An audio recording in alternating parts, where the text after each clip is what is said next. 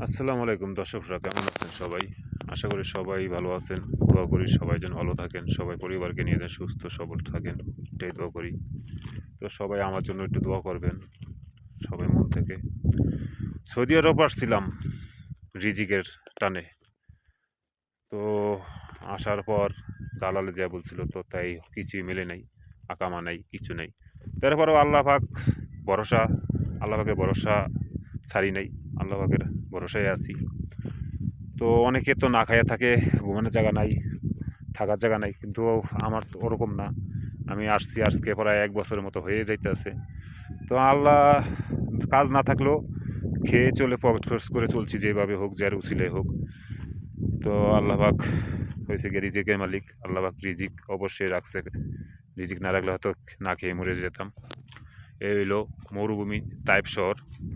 তো আমি তাইপ শহরে ঘুরতে আসছিলাম বিকালে আজকে। তো একটা ভিডিও শ্যুট করলাম, তো আপনাদের সাথে শেয়ার করার জন্য।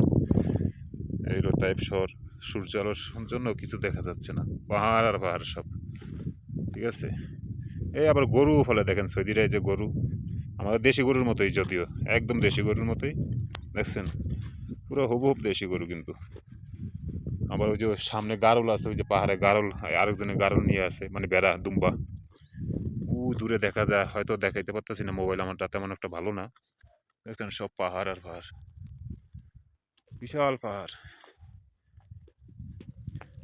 তো আমার এক সাদিক আছে, ওই সাদিক বন্ধুর কাছে আসছি। ওই যে সামনে ওই যে এই ঘরটা দেখা যাইতে আছে আপনার, লাল টিনের। তো ওই ঘরটা থাকি আমরা। তো ঘুরতে আসছিলাম, বাইরে ছিলাম। তো সব ভালো থাকবেন, খোদা হাফেজ, আসসালামু আলাইকুম।